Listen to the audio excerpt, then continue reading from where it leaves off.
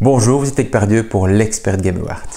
Aujourd'hui, nous allons parler de Wayfarers of the South Tigris ou Les Voyageurs du Tigre du Sud en français, qui est édité pour la VO chez Garfield Games, qui sera en VF via Pixie Games, qui sont un jeu à nouveau de la gamme du Nord, du Sud, de l'Ouest et plus tard peut-être de l'Est de Shem Phillips et de S.J. McDonald, qui va nous emmener ici donc pour cette première opus dans le sud vers Bagdad et le sud du Tigre, qui passe par Bagdad et qui va vous permettre donc de développer un grand voyage. Donc sur notre voyage, on va découvrir des choses et on va prendre note de ce qu'on a découvert sur le voyage en cours de jeu jusqu'à ce qu'on arrive tout au bout, la fin du voyage, la fin de tout ce qu'on aura à noter. Pour notre voyage, on a ici un plateau où on va voir tout ce que l'on découvre au fur et à mesure du temps. On va voyager par la terre ici, on a des cartes de terre ici. On va voyager par la mer, enfin plutôt par le Tigre, par ici, et on a des cartes de ce qu'on va trouver sur le Tigre ici. Et on va regarder les étoiles. Des étoiles, on a déjà ici une étoile visible et on va pouvoir aller chercher des nouvelles étoiles. Selon l'endroit où on va se positionner, on va mettre des étoiles au-dessus, on va mettre des planètes. Ce qu'on voit en fait, pas que des étoiles, des comètes aussi, ce qu'on voit sur la voûte céleste. On a des personnages qui vont venir pouvoir nous aider lors du voyage. Et ces personnages, ils sont ici. Ils vont se placer en dessous. Ils sont à des lieux spécifiques et ils vont nous apporter leur savoir, leurs compétences au fur et à mesure du temps. Et on va ainsi développer notre plateau petit à petit et raconter dans un livre les histoires qu'on va pouvoir trouver sur l'ensemble de notre voyage. Pour ce faire, on a une caravane, cette caravane qui est représentée ici, avec évidemment des chameaux d'un côté, des bateaux de l'autre, et de quoi regarder le ciel grâce à une longue vue qui se trouve ici. On va développer notre jeu sur notre caravane, c'est-à-dire développer des capacités que notre caravane aura. On va avoir des dés pour faire des actions, des petits travailleurs, des ressources de nourriture, des provisions et de l'argent, et des marqueurs d'influence, des influences qu'on va placer au début du jeu, donc sur les premiers minarets, le bleu, le jaune et le noir. Selon l'ordre du tour, on en a plus ou moins dans le jaune, et on va avoir de l'argent un petit peu différemment selon l'ordre du tour. Ça, c'est pour avoir un petit peu le pitch global, et ici on a aussi des petites cartes d'inspiration qui vont augmenter nos points de victoire. Alors au début du jeu, on va commencer par jeter nos dés, ici, et on va avoir des valeurs de dés. Parce que à son tour de jeu, on va avoir l'option entre trois choses, soit jouer un de ces dés sur une des places, sur le petit carré qu'on a ici, qui sont mis sur le jeu et qui parfois réclament quelque chose pour être positionné, comme ici une longue vue ou un pigeon, parfois rien du tout, qui apporteront quelque chose ici. Soit si on ne veut pas placer un dé, on peut placer un travailleur qui vont aller sur les cartes ici, donc toutes les cartes autour sauf les cartes de la voûte céleste. Et soit si on ne veut pas faire tout cela, on va se reposer, on va récupérer nos dés, uniquement nos dés. Les travailleurs ne nous appartiennent pas, quand ils sont placés quelque part, n'importe qui pourra les récupérer. Voilà, donc chacun à son tour, on fait une action parmi ces trois possibilités-là, jusqu'à ce que quelqu'un soit arrivé au bout du chemin ici, au bout de son écriture, de son voyage, auquel cas tout le monde rejoue encore une fois et c'est la fin du jeu. Wayfarer est un jeu de collection de badges, un petit peu comme dans Terraforming Mars. On va retrouver donc toute une série de symboles partout sur les cartes qui vont me permettre de dire, tiens, ceci est un badge, je vais le collectionner et ça va me permettre d'avoir des points de victoire à la fin du jeu, ça va me permettre de faire certaines actions, ça va me permettre de découvrir certaines choses sur mon voyage. Donc cette collection de badges, c'est un petit peu le centre du jeu et on va pouvoir ainsi augmenter un petit peu ses capacités au fur et à mesure qu'on fera des badges dans le jeu. Il faut savoir qu'au niveau des découvertes que je vais faire au niveau du sol, donc que ce soit la terre ou la mer, des cartes que je vais placer ici, je vais avoir 4 types de badges importants. Ce sont les villes qui se trouvent ici, qui est une sorte de petit minaret. Je vais avoir les paysages que je découvre sur la terre. Je vais avoir les ports que je vais avoir pour tout ce qui est zone du Tigre. Et je vais avoir les paysages que je vais découvrir sur le Tigre. Eh bien, ces 4 symboles-là sont les 4 symboles principaux. Pourquoi? Parce qu'à la fin du jeu, on va avoir ici des points de victoire selon le nombre de symboles de chaque badge que je vais avoir sur l'ensemble de mon jeu. Et aussi le fait d'avoir les 4 badges différents. Donc le fait d'avoir les 4 badges différents fera des points de victoire ici. Et le fait d'avoir le même symbole, le même badge plusieurs fois va me donner des points de victoire. Donc c'est déjà super important au niveau du développement.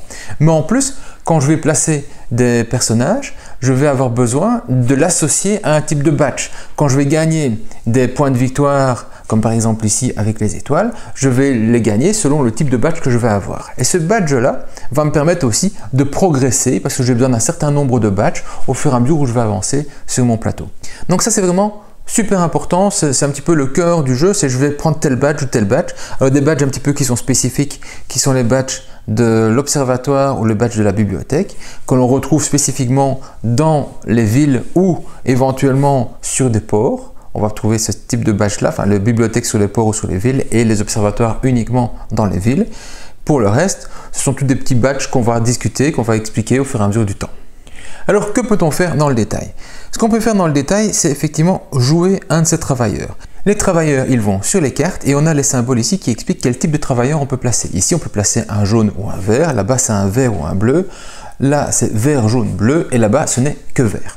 Les verts, on n'en a pas, ils sont ici sur le plateau de jeu, on les récupérera au fur et à mesure du temps. Le premier joueur qui arrivera à ce niveau aussi récupérera le vert et ce sera comme ça à chaque fois.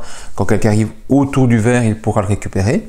Mais quand il y a un endroit où on dit qu'on peut mettre un vert ou un jaune, en fait on peut mettre en même temps un vert et un jaune sur la même case. Donc si dans le jeu quelqu'un était allé ici pour faire l'action comme ceci, quelqu'un d'autre ou le même joueur pourrait ensuite placer un vert. On peut placer un vert et un jaune au même endroit. Par contre, on ne pourra pas placer deux jaunes ici ou deux bleus là-bas ou deux verts là-bas. Quand il y a une couleur qui est placée, elle bloque ainsi pour les autres joueurs. Le fait de placer mon travailleur va me permettre d'activer l'action qui se trouve ici associée. Donc par exemple ici, avoir dessous et placer une influence sur un des minarets qui se trouve là. Donc, les influences, elles sont ici, symbole d'influence, c'est l'astérisque. Placer une influence sur un minaret, c'est simplement ça. En l'occurrence, le minaret spécifique ici, c'est le jaune parce qu'il est bien précisé à ce niveau-ci. Là-bas, ce serait le bleu. On trouverait le noir par exemple ici, 1 pour chacun des 3 minarets. Donc simplement, me positionner sur une zone va me permettre de faire l'action qui se trouve au-dessus.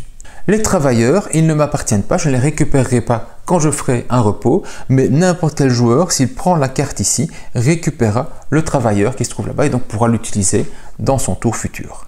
Soit si je n'ai pas envie de jouer un de mes ouvriers, je peux placer mon dé sur une des cases qui sont prévues pour ça. Alors si je le place sur une case vide, c'est plus facile, je vais faire directement l'action. Là j'ai un petit slash, donc j'ai un choix entre soit récupérer un des personnages qui se trouve ici, je vais devoir en payer le coût qui est indiqué en haut à gauche et je vais alors le prendre et le placer sous mon plateau sur une des cartes que j'aurais déjà placées ici. Donc les cartes qui vont placer ici, ça va être comme ceci, ça va être comme cela.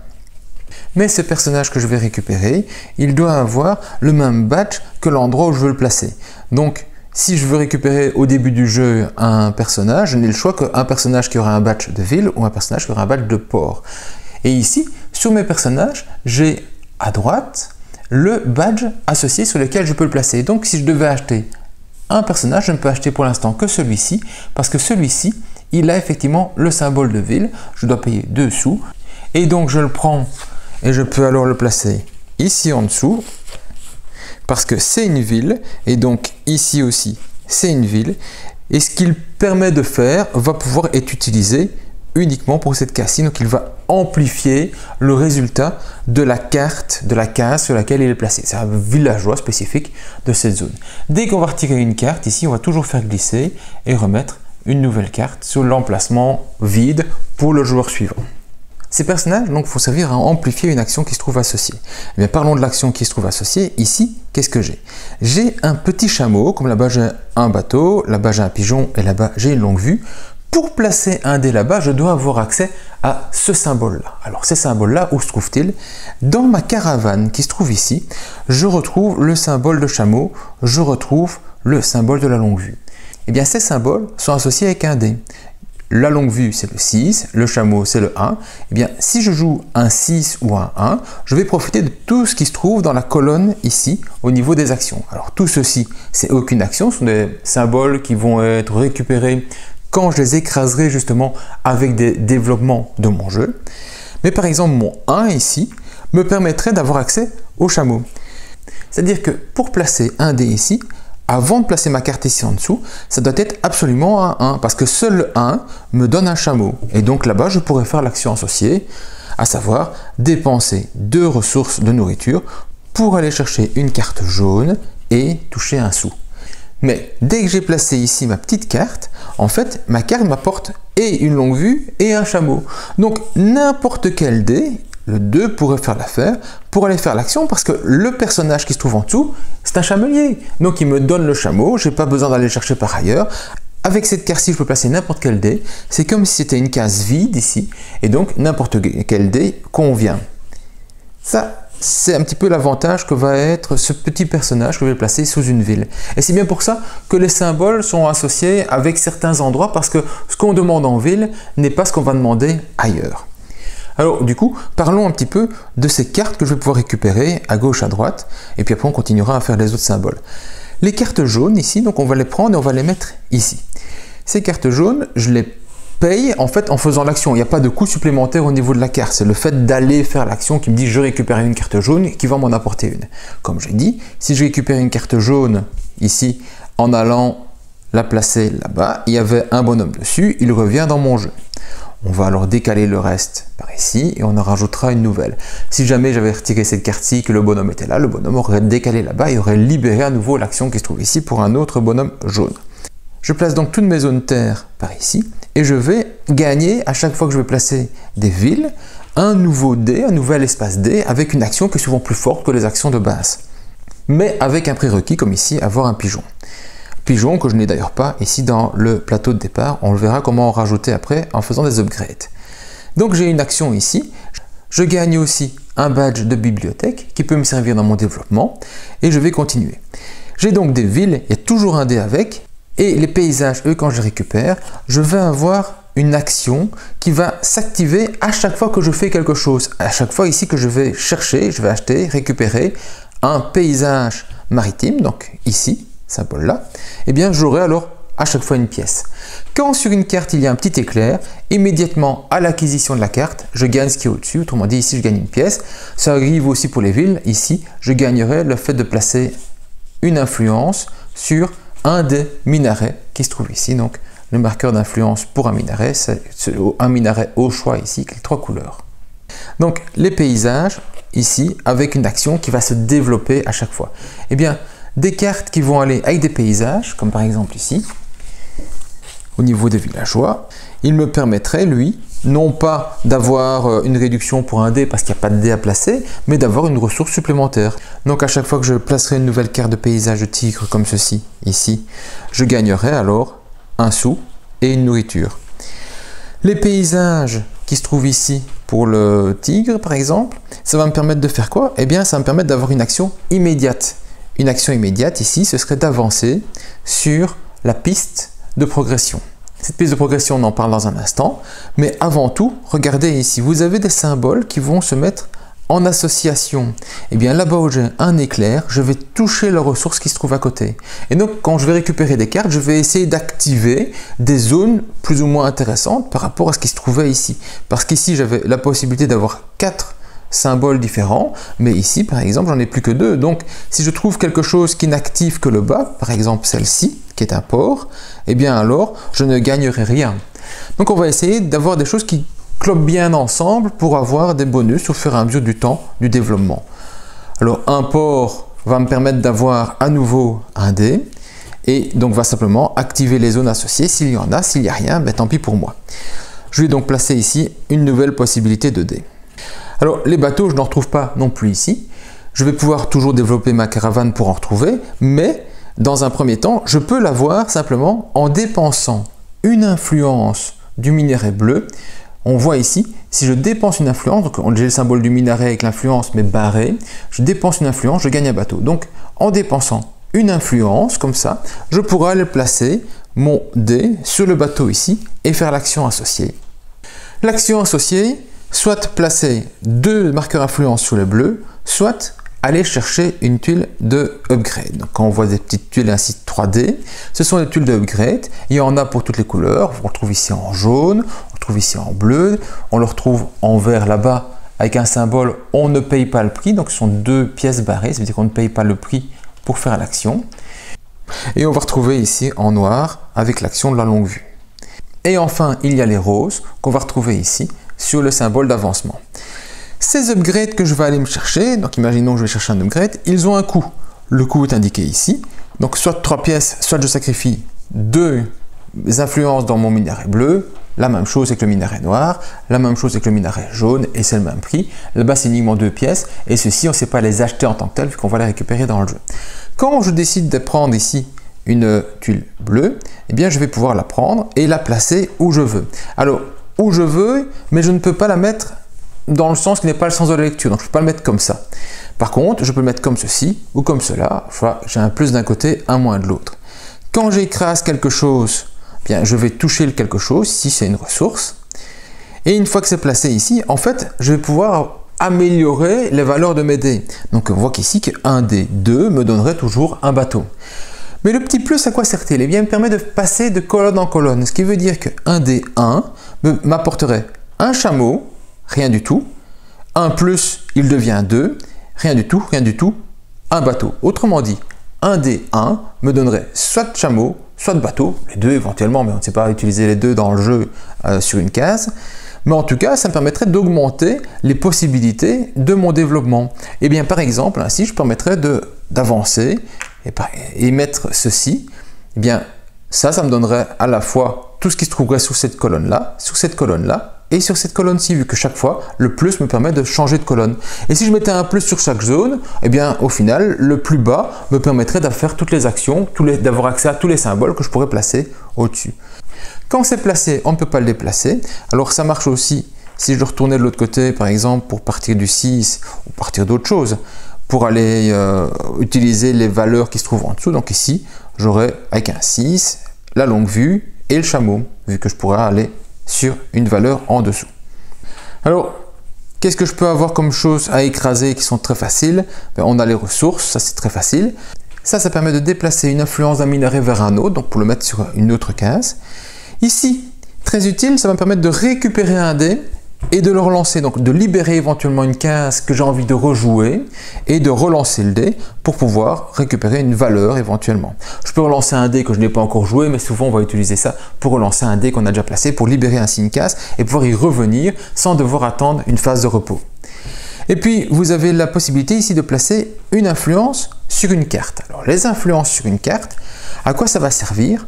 Eh bien ça va servir non pas à bloquer la carte, mais à toucher des ressources quand quelqu'un d'autre veut aller sur cette carte-là.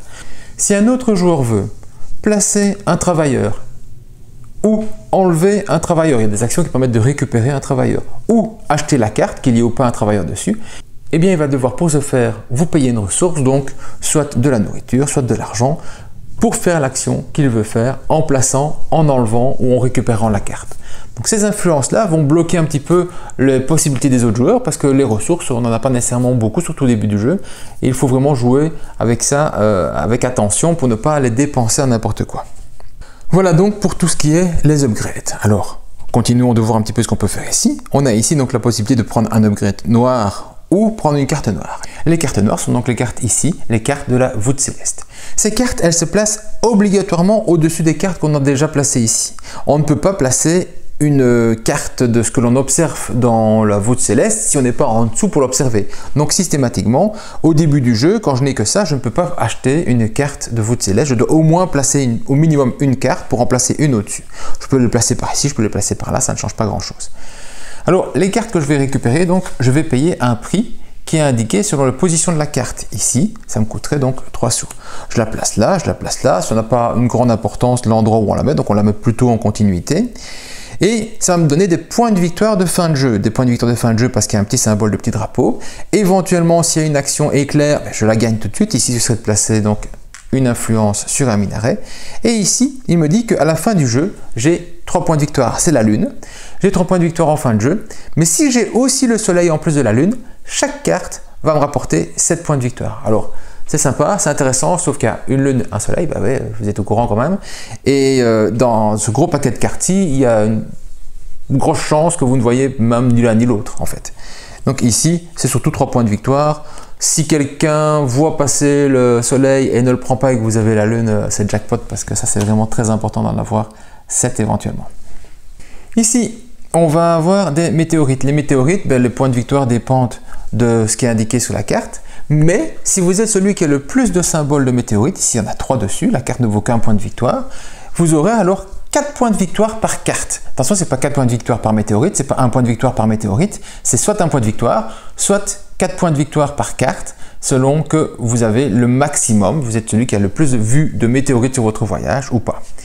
Les cartes étoiles, on a déjà ici une carte étoile de base, sont des cartes qui ont des points de victoire selon quelque chose qui se passe dans votre jeu. Ici, c'est un point de victoire par symbole donc de zone maritime paysage que vous aurez trouvé sur votre voyage. Donc c'est un point de victoire chaque. Ce qui combine assez bien ici avec le fait qu'à chaque fois que je jouerai une carte paysage, je gagnerai un sou et une nourriture. Donc ce serait assez intéressant d'aller ensemble. J'ai déjà au départ une carte étoile qui me dit que j'aurai alors un point de victoire par carte verte, donc les cartes des personnages que je trouve ici, que j'aurais pris, associé à une tuile de développement. Donc ici j'ai 2 tuiles de développement et j'ai 3 personnages, vu que celui-ci est considéré comme un personnage, comme ça c'est considéré comme une ville, comme ça c'est considéré comme un port. Ça c'est déjà un personnage qui se trouve dans votre jeu. Et donc ici j'aurai 2 points de victoire en fin de jeu d'assurer avec ce que j'ai comme développement pour l'instant. Et puis j'ai les planètes qui elles rapportent un point de victoire, plus un point de victoire par batch planète. Ça c'est déjà un batch planète. Et donc ça vaut déjà 2 points de victoire en tant que tel. Si j'arrive à trouver un deuxième batch planète ou acheter une nouvelle carte de planète, à nouveau il n'y en a pas beaucoup, il y en a 5 dans le jeu, donc c'est pas tellement ça qu'on va retrouver au fur et à mesure du temps. Mais des badges, on peut aussi en avoir ailleurs sur le plateau. Vous avez par exemple un badge planète qui se trouve sur cette tuile-ci rose. Si jamais je l'achète, j'aurai donc un deuxième badge planète plus intéressant pour augmenter les valeurs. Il faut dire que les cartes, c'est souvent 3 points de victoire. Si vous arrivez à faire plus, bien c'est un beau bonus. Donc 3 c'est plus ou moins la tapée de ce qu'on a globalement sur une carte. Alors au niveau carte, il nous reste une seule à voir, ce sont les inspirations. Les inspirations, on va les avoir uniquement dans le cours du jeu, en développant, en passant ici, ce sont les petits symboles qu'on va retrouver là-bas. Les inspirations, quand je la récupère, j'ai 2 options. Soit je la prends et je la défausse, et je fais comme si j'avais placé un bonhomme ici, donc je gagne ce qui est indiqué là-bas, ici ce serait 2 ressources. Soit je la prends bien dans mon jeu et je vais la placer au-dessus d'une carte de la voûte céleste. Donc au début j'en ai qu'une seule, c'est celle-ci. Donc je pourrais la placer ici, au-dessus. Et qu'est-ce qu'elle me ferait? Ce serait une inspiration, une motivation pour gagner en plus de points de victoire là-dessus.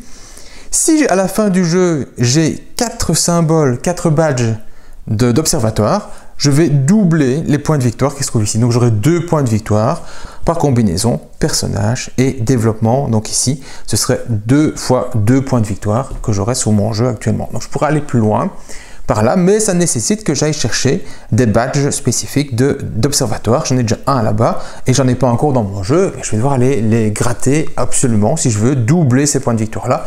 Non, c'est intéressant. Si je fais déjà beaucoup de points de victoire, vous avez la lune et le soleil et vous arrivez à doubler le 7. Là, c'est vraiment très intéressant, mais sinon, c'est souvent plutôt 4 points de victoire qu'on va doubler pour l'avoir une deuxième fois, mais ça nécessitera un gros investissement pour vous pour aller chercher spécifiquement un nombre de symboles. Là-bas, il faut 4 symboles de paysage maritime. Là-bas, c'est peut-être celui-là que j'aurais été chercher. Si je pars vraiment sur la volonté d'aller chercher des points de victoire dessus, ça permettrait de doubler facilement mon objectif et peut-être faire beaucoup plus que 4 points de victoire, mais ça nécessite alors d'aller chercher beaucoup de points là-dessus. Donc plein de possibilités là-bas. Quand quelqu'un prend, comme le reste, on glisse en s'éloignant du paquet et on en replace une nouvelle pour le joueur suivant. Donc c'est uniquement des points de victoire de fin de jeu. On en vient alors au symbole du pigeon. Pigeon qu'on n'a pas de base dans notre caravane, qu'on ne sait pas récupérer avec un minaret, mais qu'on va pouvoir aller chercher avec des améliorations. Donc ici par exemple, celui-là, il me permettrait de faire tout. Donc en le plaçant ici, clac, j'aurai avec un 3, je peux faire 2 chameaux, un bateau et un pigeon. Il me manque la longue vue. Si je le place ici, j'aurai alors tout sur ma longue vue. Et donc le 6 serait super intéressant pour moi. Eh bien, ce pigeon va me permettre alors d'aller faire au choix. Soit une avancée ici, soit récupérer un personnage qui serait quelque part. Donc récupérer un personnage, je vous ai dit, attention que si vous êtes là-bas où ça appartient à quelqu'un d'autre, là c'est à moi, donc c'est pas grave. Mais si ça appartient à quelqu'un d'autre, il faudrait payer une ressource pour aller le récupérer et alors placer une nouvelle influence dans un des minerais. Soit écrire. Et donc ce symbole d'écriture, qu'on va retrouver aussi ici en action rapide, va me permettre d'avancer sur ma zone. Eh bien, m'avancer, ça va toujours être avancer, passer une tâche en fait. Vous avez des taches d'encre ici, donc les marques d'écriture sont toutes des petits feuillets, des petites feuilles d'écriture qu'on aurait placées dessus. Et je vais décider d'avancer, soit par là, soit par là. Et à chaque fois, on aura un espace selon l'endroit qui est adjacent avec des taches d'écriture à là-bas où je suis déjà. Donc, par exemple ici, je pourrais avancer comme cela. Quand j'arrive le premier sur une case avec un symbole mobile ainsi, je vais le récupérer et je vais gagner tout de suite ce qu'il y a dessus. Et donc par exemple, je vais aller placer 2 marqueurs ici dans le jaune. Si je suis le premier aussi adjacent à un bonhomme vert, je récupère ce bonhomme vert. Donc je vais le récupérer pour pouvoir jouer dans un tour plus tard dans les cases vertes ou là-bas il y a déjà quelqu'un comme ici, je pourrai alors aussi aller vu que là-bas j'ai jaune et j'ai vert. Quand je vais devoir avancer encore maintenant, là-bas il n'y avait aucune demande spécifique, mais ici je dois avoir soit un upgrade bleu, soit un upgrade vert. Eh bien, dans mon jeu, j'ai un upgrade bleu. Si je gagne encore une possibilité d'avancer, je pourrais avancer par là, mais pas ailleurs, vu que ici je n'ai pas le vert. Ou alors il faudra d'abord que j'aille acheter un upgrade vert pour aller plus loin. Si j'arrive ici, comme j'ai dit, je gagne une inspiration et je gagne un nouveau dé, une petite main avec un dé. Bien, c'est pour ça qu'on a des dés supplémentaires que je gagne et que je vais directement lancer pour avoir une nouvelle valeur de jeu. Ici, on me demande d'avancer, attention je n'ai le choix entre ces deux-ci, d'avoir un symbole de paysage maritime ou un symbole de paysage terrestre pour continuer d'avancer. Et donc, c'est ça qu'on va retrouver. Ce sont ces fameux badges qui sont nécessaires pour avancer, progresser dans la zone. Et petit à petit, il faudra de plus en plus. Là-bas, il faut 3 étoiles. Là-bas, il faut sacrifier une influence bleue et une influence jaune. On va devoir avoir ici plus de cartes, des cartes de personnages verts. Et donc, on va devoir se projeter un petit peu en disant, tiens, je vais passer par là, donc je vais acheter ça, ça va me permettre de passer par là, je vais aller... C'est pas toujours facile. Là, c'est un badge de planète. Il n'y en a pas nécessairement dans chaque partie, donc on va un petit peu varier. Il faut savoir que les plateaux ici sont recto verso et qu'au début du jeu, on va choisir ou tirer au sort le côté sur lequel on va jouer et donc on n'aura pas les mêmes symboles pour les avancer. C'est pas tout le temps la même manière, c'est pas tout le temps les mêmes développements qu'on va viser en disant bah, tiens moi je connais bien ce chemin-là, je vais prendre ça, ça, ça et ainsi moi je pars comme ça. On gagne du temps dans la réflexion, mais non, ça va dépendre de quel côté on se trouve. Donc ici, comme j'ai déjà dit, vous allez gagner une tuile de développement rose et puis après on va continuer d'avancer petit à petit jusqu'à ce qu'on arrive vers la fin. Quand un joueur va arriver par ici, donc là-bas c'est gagner une tuile verte sans payer le coup, c'est un petit symbole qui se trouve là. Je vais ici avoir le choix pour terminer le jeu quelque part, d'avoir soit 5 ports, d'avoir 7 comètes, ou ici de simplement sacrifier un petit symbole d'influence noire, qui est hélas le plus facile à faire et qui ne nous incite pas vraiment à aller chercher les autres possibilités. Une fois que je le fais, je vais ici gagner 2 influences sur les minéraux de mon choix, tandis qu'ici, je vais gagner des influences sur des minéraux spécifiques et soit à nouveau une nouvelle tuile de développement rose, soit prendre une carte d'influence, mais alors elle a intérêt à être déjà finie parce que vous allez jouer qu'une seule fois derrière et ça, c'est pas beaucoup. Et ça donc va déclencher la fin de partie, tout le monde va rejouer encore une fois. Mais avant d'être en fin de partie, revenons un petit peu plus bas et revoyons un petit peu les options qu'on a encore sur le plateau de jeu. Déjà, à chaque fois que je vais faire une avancée, une écriture sur mon journal, je peux, si j'ai envie, dépenser une influence noire, si j'en ai, pour faire une écriture supplémentaire. Et donc, je pourrais très bien, à mon tour de jeu, le faire une deuxième fois, avancer une fois par mon action que j'ai été chercher d'une manière ou d'une autre, et puis payer ici une influence noire et avancer une deuxième fois. Surtout très utile en fin de jeu pour accélérer l'action et terminer le jeu beaucoup plus vite. On peut le faire plus tôt, mais si c'est pour après être bloqué à un événement parce que vous ne savez pas avancer, vous gagnez une écriture, mais vous ne savez pas avancer parce que vous n'avez pas le prérequis pour passer à l'étape suivante, bah, c'est moins utile d'avoir été le dépenser plus tôt. Mais ça reste une possibilité. Une remarque par rapport à ces dépenses, on ne peut dépenser qu'une seule influence par couleur à son tour de jeu. Donc je ne pourrais pas dépenser plusieurs influences noires pour avancer plusieurs fois si jamais j'avais tous les symboles qui me permettraient d'avancer en une seule fois et peut-être rattraper mon retard parce que je n'étais pas avancé plus tôt. Tout comme ici, dans le minerai bleu, on ne peut dépenser qu'une seule influence pour faire un bateau. Il y a des cartes qui nécessitent d'avoir 2 bateaux pour être activés. Je ne peux pas dépenser 2 influences pour le faire. Il me faut une influence ici et puis avoir un bateau dans mon développement de jeu aussi.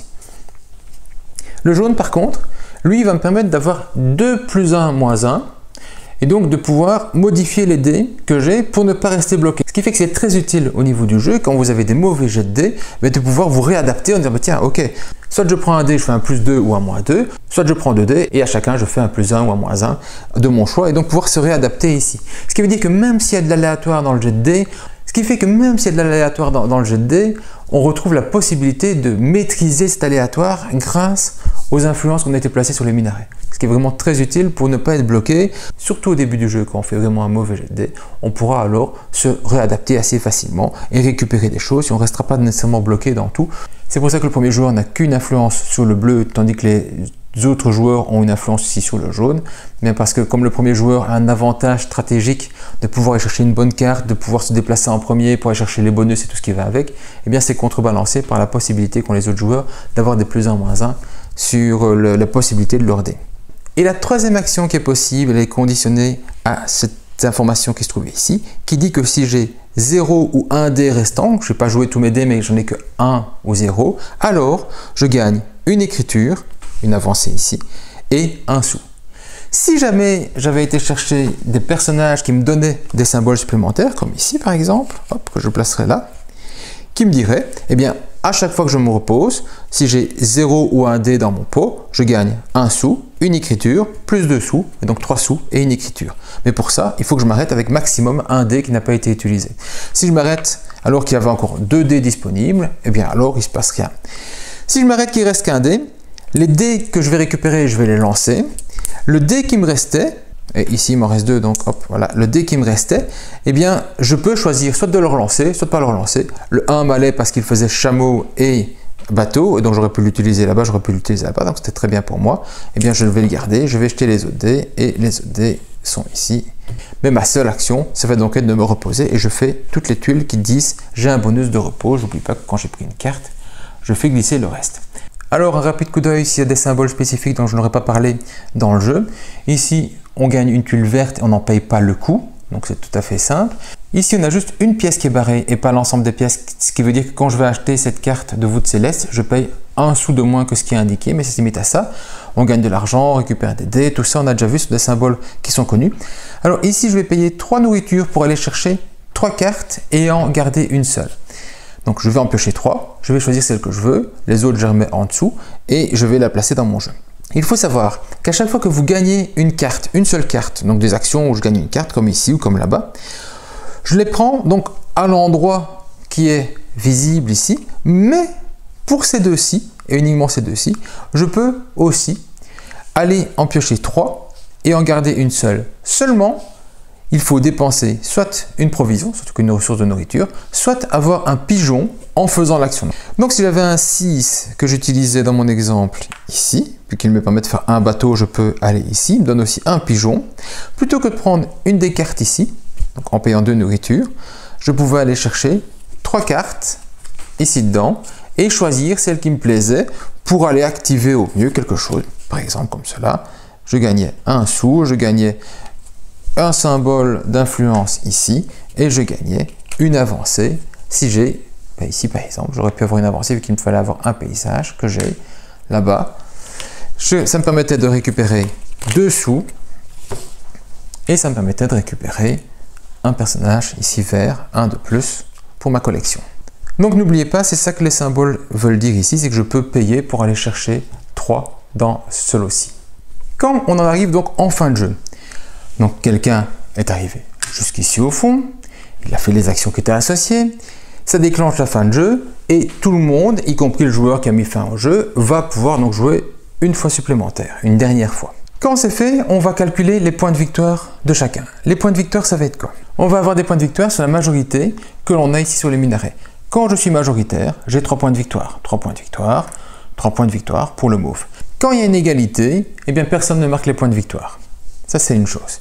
Deuxième chose, je vais gagner les points de victoire que j'aurai sur mon plateau de jeu. Bien, le plateau de jeu, il peut avoir des points de victoire comme ceci. Je peux avoir eu sur mon jeu la possibilité de mettre des points de victoire dans ma caravane. Donc les points de victoire qui se trouvent ici. Je vais avoir les points de victoire de tout ce que j'ai eu sur mes développements de voûte céleste. Donc je vais garder ici, pour mes étoiles, j'ai des points de victoire selon les combinaisons personnages plus tuiles de développement, ce qui fait 1, 2, 3, 4. Le 5e ici n'est pas associé à un autre personnage, donc j'ai 4 points de victoire qui se trouvent là. Si jamais j'avais 4 symboles d'observatoire au-dessus ou ailleurs, j'aurais pu l'avoir comme je l'ai dit, avec des symboles comme ici. Si j'ai 4 batchs d'observatoire, ça aurait doublé, ça aurait fait 8 points de victoire au lieu de 4. C'est pas le cas, donc je m'arrête à 4 points de victoire et je vais faire ça avec chacune de mes tuiles de voûte céleste que j'aurais été récupérée. Et enfin, la quatrième chose, ça va être les combinaisons de badges que je vais avoir ici. Donc d'une part, à chaque fois que j'ai les 4 badges, le paysage de terre, le paysage de mer, la ville, le port, à chaque fois que j'ai les 4 différents, je touche 5 points de victoire. Ici, je n'ai qu'un seul paysage de terre, donc je ne saurais pas aller faire autre chose. J'ai bien 2 villes, j'ai 2 ports et j'ai 2 paysages de mer. Il me manque un paysage de terre. Si jamais j'avais été le chercher, par exemple, en allant prendre ceci, j'aurais eu alors 2 badges de paysages de terre, 2 villes, 2 ports et 2 paysages maritimes. Ça m'aurait fait 10 points de victoire. Puis on va voir pour chaque type de badge le nombre que j'en ai. Eh bien j'ai 2 de chaque ici, donc c'est 2, 2, 2. Ce qui veut dire que pour chacun des badges de base, j'aurais eu 2 points de victoire. Si jamais j'avais maximisé un type de badge, donc j'avais un intérêt tout à l'heure à avoir plus de badges ici maritimes, par exemple comme ceci, hop.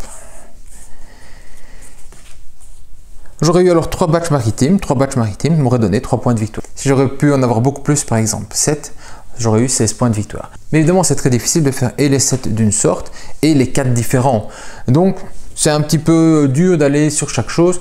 On va faire entre 21 et 27 points de victoire dans ces configurations-ci, vu que ça se tient un petit peu, ce qu'importe la manière dont vous allez développer. Et puis, ça va dépendre de la durée du jeu, de à quelle vitesse vont les gens pour aller à la fin du jeu, parce qu'on peut rusher assez vite à ce niveau-là et donc terminer le jeu beaucoup plus vite, ou alors être tranquille à la cool avec tout le monde qui prend le temps de développer, me ferait plus de points de victoire. Donc ça dépend vraiment d'une partie à l'autre, selon ce que l'on vous laisse faire effectivement au niveau de ce jeu. Donc 4 types de points de victoire: les points de victoire de la caravane, les points de victoire de la voûte céleste, la point de victoire des majorités des minarets et les points de victoire des collections de badges pour tout ce qui est ici en dessous. Il n'y a donc que les observatoires et les bibliothèques qui, elles, ne sont pas récupérés au niveau des badges, calculés au niveau des badges de ce qu'il y a ici. Donc on vous rappelle bien ici les badges qui sont nécessaires pour votre calcul. Voilà ce qui va vous donner un point de victoire et logiquement un vainqueur. Si c'est une égalité, celui qui reste le plus de marqueurs sous l'influence noire gagnera. Si c'est toujours égalité, il sera sur l'influence jaune. Si c'est toujours égalité, il sera sur l'influence bleue. Si c'est toujours égalité, vous n'avez vraiment pas de chance. Et ce sera égalité jusqu'à la fin. Les 2 joueurs marqueront la première place.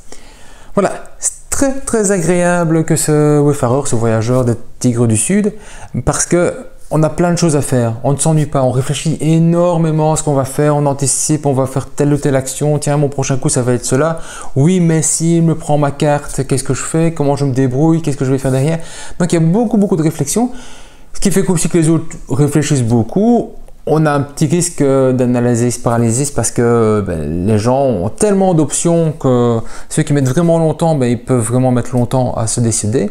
Mais quelque part, on ne le sent pas nécessairement parce que soi-même on réfléchit. Et donc soi-même on essaie de se projeter en disant tiens moi je vais faire ça, mais est-ce que c'est pas mieux de faire ça, est-ce que la priorité c'est ceci, qu'est-ce que je vise, tel point de victoire, mais si je prends ça, ça veut dire qu'alors je vais devoir développer plus par là pour faire plus de points de victoire.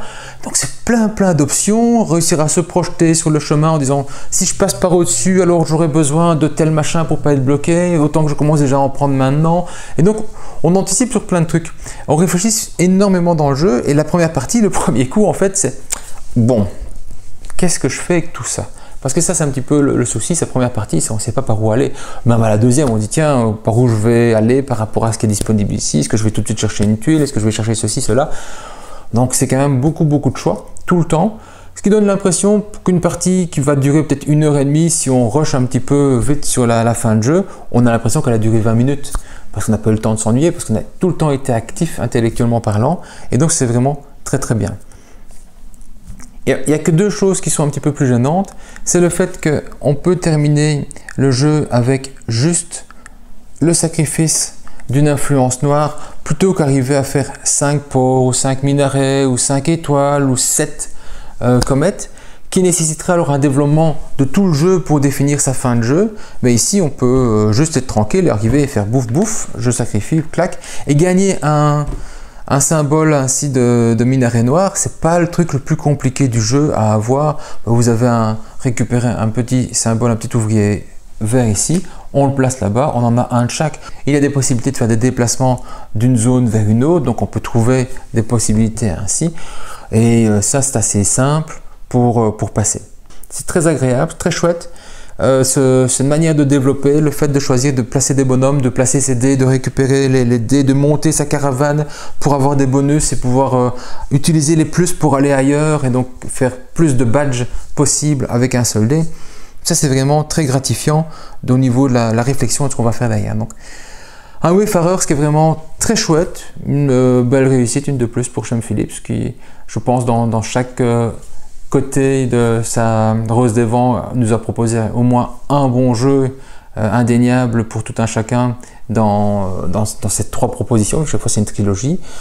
Je pense qu'ici déjà il conviendra déjà à beaucoup.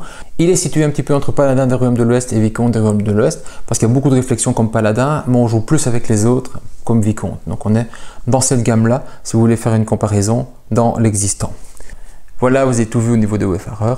Si vous avez apprécié la vidéo, n'hésitez pas à mettre un petit pouce bleu, abonnez-vous et pour le reste, c'est à vous de jouer. Bon jeu!